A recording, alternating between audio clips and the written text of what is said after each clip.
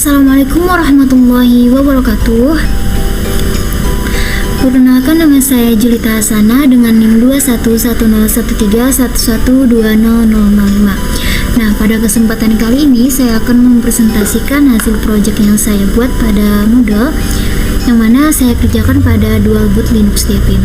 Nah, alasan saya menggunakan OS Deepin Linux ini adalah karena selain tampilannya yang bagus dan juga menarik, Deepin ini merupakan turunan dari Ubuntu yang mana memiliki pengaturan yang lebih mudah digunakan oleh penggunanya. Nah, oke, langsung saja. Ini adalah tampilan awal dari course modulnya. Nah, untuk namanya sendiri saya di sini saya beri nama dengan Course Learning Academy. Nah, untuk logonya ini saya buat pada Canva. Nah, ini adalah tampilan awal dari course learningnya. Kemudian kita masuk atau login sebagai admin atau guru. Nah, ini adalah tampilan awal atau tampilan dashboard dari Course Learning Academy. Di sini ada header, kemudian ada recent access course, kemudian ada course overview, dan juga ada footer. Nah, untuk temanya sendiri, untuk course learning ini saya menggunakan tema e-guru. Nah, mengapa menggunakan tema tersebut? Karena tema e-guru merupakan tema yang sudah banyak digunakan oleh orang untuk pembuatan kelas seperti ini. Kemudian alasan lain juga karena menurut saya memiliki fitur yang sesuai dengan kebutuhan yang akan saya pakai pada proyek kali ini. Nah, oke. Ini di sini terdapat dua course utama yang saya isi dengan beberapa fitur di dalamnya. Dan ada juga course lainnya. Nah, kemudian terdapat halaman site home. Nah, ini adalah halaman dari site home-nya. Kemudian di sini terdapat gambar slider. Di sini terdapat gambar slider yang saya masukkan itu ada 3. Kemudian di sini ada icon promote. Nah, untuk tema e-guru ini sebenarnya yang saya rubah itu tema e-guru ini yang saya rubah itu seperti pada ikonnya ini. Kemudian pada footernya ini itu terdapat pengertian mengenai Course Learning Academy yang saya buat. Kemudian untuk icon ini juga sudah saya masukkan link, sehingga jika diklik maka akan menuju link yang sudah saya sebutkan pada icon tersebut. Yang seperti itu. Untuk kategori course-nya di sini saya membuat 5 kategori.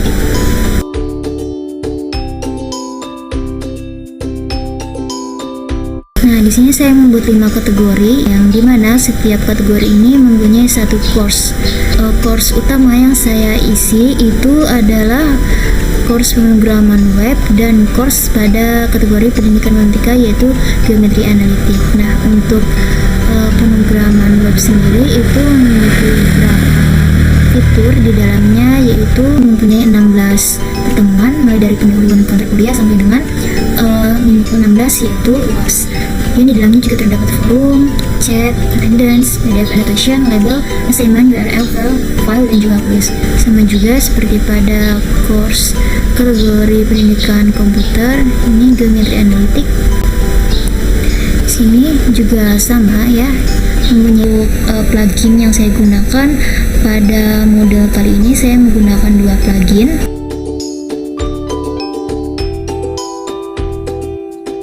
Nah, di sini saya menggunakan 2 plugin, yaitu plugin attendance dan juga plugin PDF annotation.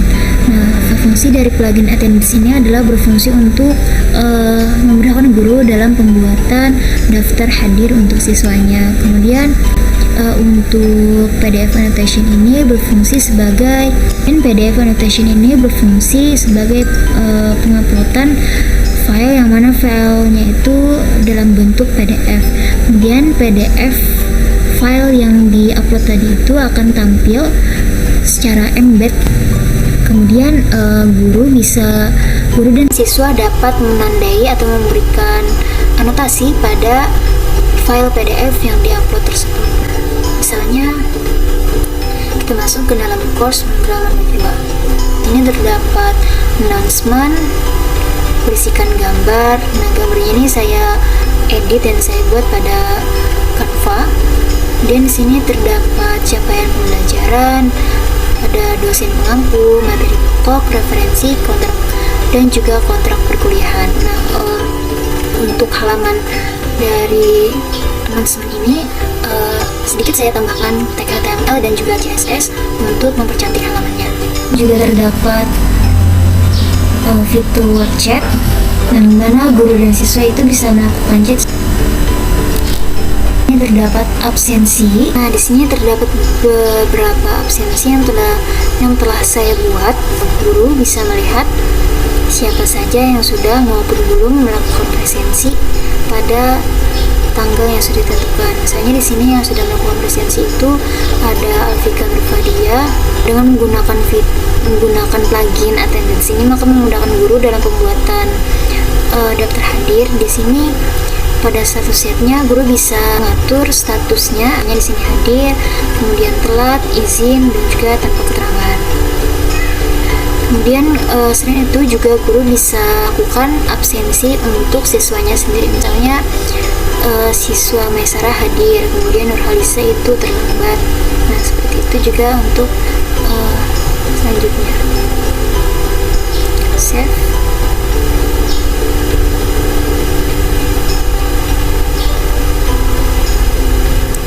Oke.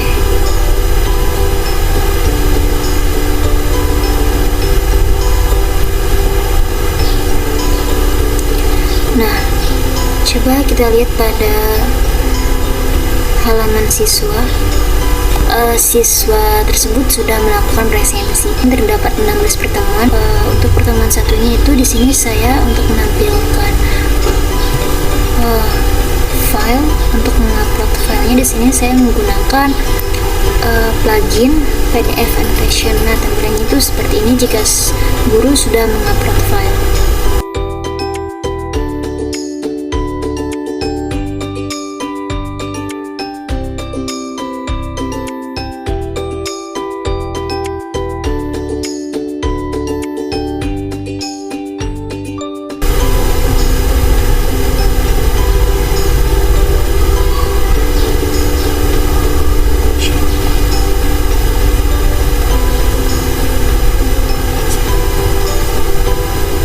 Sehingga guru maupun siswa nanti bisa memberikan anotasi atau penanda jika ada yang perlu ditanyakan mengenai PDF yang diupload tersebut. Pada pertemuan 2 sama di sini saya menggunakan label untuk menampilkan ini. Setiap course yang saya buat ini terdapat 16 pertemuan, kemudian terdapat 16 materi atau file yang saya masukkan. Kemudian pada setiap 2 course itu terdapat 1 tugas. Di sini juga terdapat saya masukkan sumber referensi yang berisikan link. Nah, di sini saya memasukkan video YouTube dan juga terdapat link ujian tengah semester. Nah, untuk ujian tengah semester ini sudah saya setting agar siswa itu tidak akan bisa memulai atau mengikuti UTS sebelum dia menyelesaikan tugas-tugas sebelumnya yang sudah dikerjakan. Bisa kita lihat pada halaman siswa. Nah, tidak ada lagi keterangannya karena di sini sudah dicentang. Itu artinya siswa itu sudah melakukan atau mengirimkan tugasnya. Kuisnya sendiri ini sudah saya setting pada halaman guru itu berisikan 20 soal, di mana soalnya itu campuran, terdapat soal pilihan ganda, esai, dan juga isian singkat. Nah, di sini siswa hanya bisa melakukan 1 kali percobaan. Dia harus memasukkan password terlebih dahulu. Password itu adalah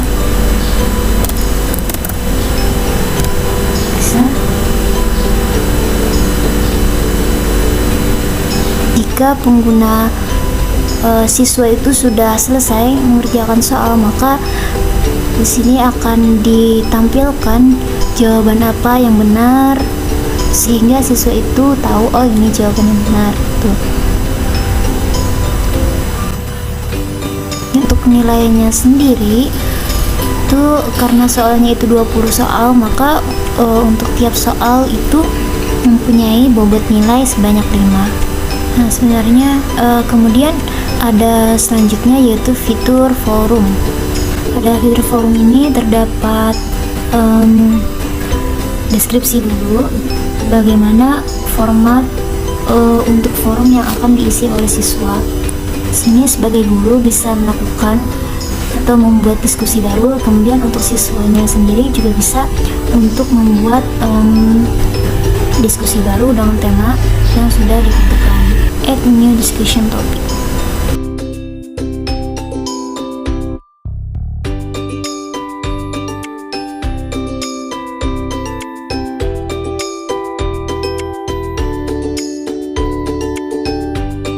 Nah, maka tampilannya akan seperti ini. Dapat terlihat bahwa siswa sudah melakukan diskusi. Langsung saja itu ke pertemuan 16. Dalam minggu ke-16 UAS ini tidak menggunakan kuis karena UASnya itu dalam bentuk pembuatan project tugas akhir. Jadi di sini untuk tugasnya itu hanya mengumpulkan tugas akhir yaitu berupa laporan. Grupnya kita masuk ke geometri analitik.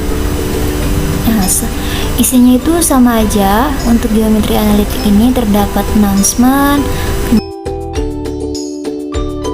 sama fiturnya juga dengan pemrograman web tadi terdapat fitur chat, kemudian attendance, kemudian ada 16 pertemuan. Di sini ke-8 itu tadi ya. Terdapat UTS sama saja. UTS di sini saya menggunakan kuis, yang mana kuisnya itu terdapat 20 soal, dimana waktu pengerjaannya itu selama 3 jam. Soalnya itu pun juga bervariasi, yaitu terdapat pilihan ganda sebanyak 10, kemudian ada isian singkat dan juga esai. Nah, sama seperti pada pemrograman web 2 tadi, di sini siswa tidak akan bisa mengakses atau mengikuti UTS jika siswa tersebut belum mengerjakan soal-soal pada pertemuan sebelumnya. Untuk pertemuan 16-nya di sini berupa yang saya masukkan itu berupa file, dimana siswa itu diminta untuk menjawab soal sesuai dengan file yang sudah diberikan tersebut. Nah, sekiranya itu saja yang dapat saya presentasikan. Sebelumnya terdapat beberapa fitur yang saya tambahkan, yang dimana itu tidak ada di laporan yang saya kumpulkan pada Simari. Contohnya itu pada kuis yang terdapat pada pertemuan 8 di UTS itu saya buat acak, dan kemudian siswa tidak akan bisa mengakses sebelum dia menyelesaikan tugas-tugas pada pertemuan sebelumnya. Nah, itu demikian presentasi yang dapat saya sampaikan. Mohon maaf atas segala kekurangan. Saya akhiri. Wassalamualaikum warahmatullahi wabarakatuh.